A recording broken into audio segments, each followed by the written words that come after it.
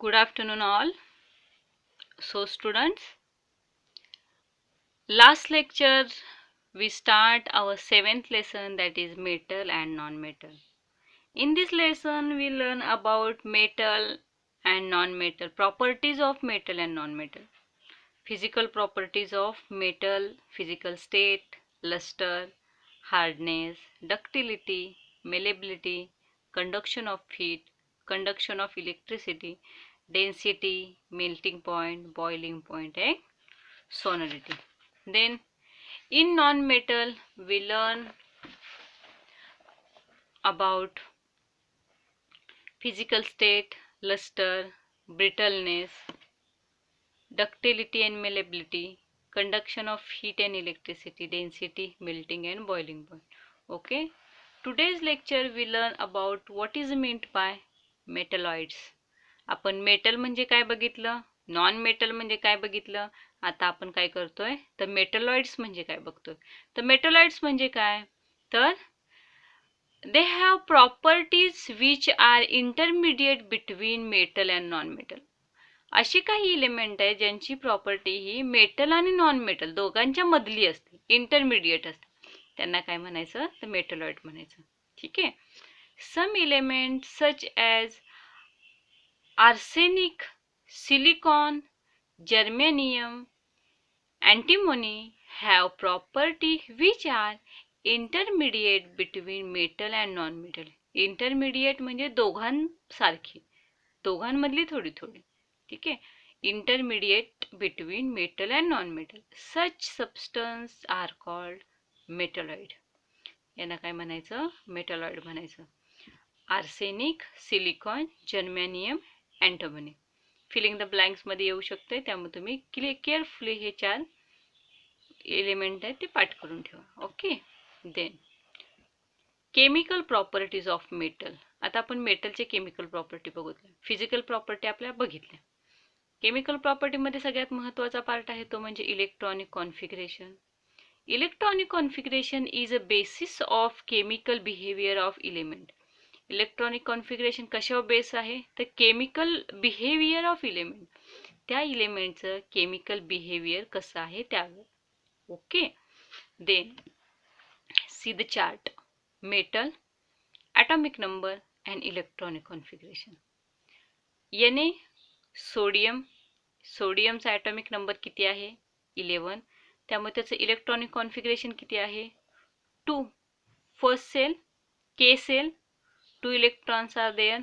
L cell 8 electrons are there. Remaining 1 electron, that is 1. In M cell only 1 electrons are there. Okay, 2 8 1. In Mg atomic number is 12, 2 8 2. In aluminium atomic number is 13, 2 8 3. ठीक आहे.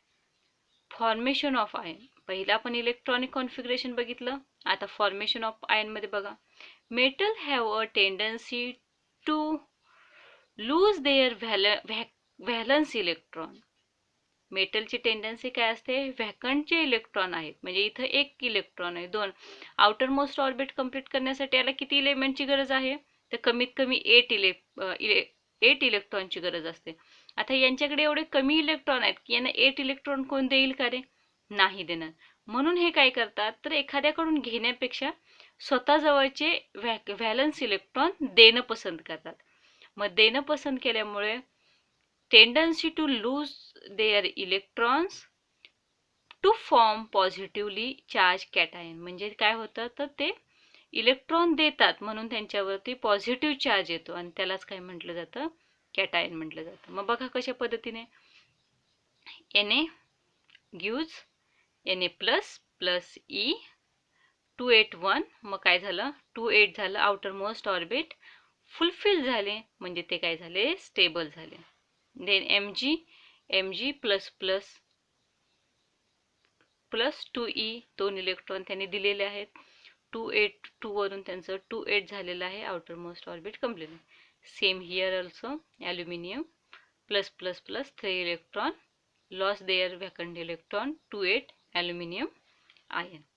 समजलं electronic configuration वरून आपण formation of ion कसं केलं. Okay. The next reaction with oxygen. जर आता हे मेटल ऑक्सिजनशी रिॲक्ट झाले तर काय तयार होतं? Metal is react with or metal is combine with oxygen to form metal oxide. काय तयार होतं? मेटल ऑक्साईड्स तयार होतात. Okay. Then metal oxide are basic in nature. ते कसे असतात? बेसिक इन नेचर असतात. Metal oxides react with acid to form salt and water. पहिल्यांदा मेटल ऑक्सिजनशी रिॲक्ट होऊन मेटल ऑक्साईड तयार होतं आणि हेच मेटल ऑक्साईड जेव्हा ॲसिडशी रिॲक्ट होतं तेव्हा सॉल्ट प्लस वॉटर तयार होतं. ठीक आहे, salt plus water. Then next reaction with acid. आता पुढचा पॉइंट काय आहे? Reaction with acid. See, most of the element react with dilute acid to form metal salt while hydrogen gas is released. जेव्हा metal हे dilute acid बरोबर react होतात तेव्हा काय तयार होतं? तर सॉल्ट प्लस हायड्रोजन गॅस तयार होतो. बघा, रिॲक्शन विथ ॲसिडच्या अंडर आपण बघतोय metal plus dilute acid to form solid salt plus hydrogen gas. Okay. Then next reaction with water. आता जर याची रिॲक्शन मेटलची रिॲक्शन वॉटर बरोबर झाली तर काय होते? बघा, most metal do not shows any observable and fast reaction with cold water. मेटलमध्ये ते पटकन ऑब्झर्वेबल म्हणजे लक्षात येण्यासारखी आणि फास्ट रिॲक्शन कोल्ड वॉटरमध्ये दाखवत नाही. But some metals like sodium and potassium react with cold water to produce their hydroxide and hydrogen gas. काय होतं? जेव्हा सोडियम किंवा पोटॅशियम सारखे कोल्ड मेटल्स हे कोल्ड वॉटरशी रिॲक्ट होतात तेव्हा काय तयार होतं? हायड्रोक्साईड किंवा हायड्रोजन गॅस तयार होतं. Okay. Then magnesium metal required steam to similar reaction. आणि ह्याच रिॲक्शनसाठी जिथे की कोल्ड वॉटर वापरलं तिथं काय वापरलं जातं? तर स्टीम वापरलं जातं. स्टीम म्हणजे गॅस वापरला जातो, वाफ वापरली जाते. ठीक आहे. आपण केमिकल प्रॉपर्टीज ऑफ मेटल च्या अंडर काय काय बघितलं? बघा, electronic configuration, formation of ion आणि रिॲक्शन विथ ऑक्सिजन पाहिलं. Okay. Then reaction with acid, reaction with water. आता आपण काय बघतोय? तर chemical property of non metal. Chemical properties of non मेटलच्या अंडर आपण बघतोय first that is electronic configuration. Most of the non metals have 4 to 7 electrons in their valence shell. 4 to 7 electron in their valence shell. ठीक आहे. बघा, non metal atomic number, electronic configuration. N atomic number is 7, electronic configuration is 2, 5. Oxygen atomic number 8, electronic configuration 2, 6. आता इथं 2, 5 याला outer most orbit complete करण्यासाठी किती electron लागतात? तर 3 इलेक्ट्रॉन लागतात. याला किती लागतात? तर 2 लागतात. आणि क्लोरीन 17287 याला किती लागतात? Only 1 electron is necessary for complete their octet. Okay. मग इथं जर 3, 3, 2, 1 electron they need, that is why they cannot lose their valence electron. ते त्यांचे व्हॅकंट इलेक्ट्रॉन लूज करतात का? नाही. तर ते काय करतात? इलेक्ट्रॉन घेणं पसंत करतात. जसं की आपण आयन फॉर्मेशन मेटलमध्ये काय बघितलेलं की ते लॉस देअर व्हॅलन्स इलेक्ट्रॉन देणं पसंत करतात, घेणं पसंत करत नाहीत. तसंच नॉन मेटल काय करतात? तर व्हॅलन्स इलेक्ट्रॉन घेणं पसंत करतात. ते घेतात, देत नाही. मग घेतात म्हणून formation of ion. Non metal have tendency to accept electron. त्यांची टेंडन्सी काय आहे? इलेक्ट्रॉन ॲक्सेप्ट करण्याची आहे. in their valence shell to form negatively charged ion called anion. म्हणून त्यांना निगेटिव्ह चार्ज मिळतो आणि त्या निगेटिव्ह चार्जला काय म्हटलं जातं? तर anion म्हटलं जातं. Okay, then see the presentation. See here, Cl plus electron, Cl minus 288, outermost orbit complete.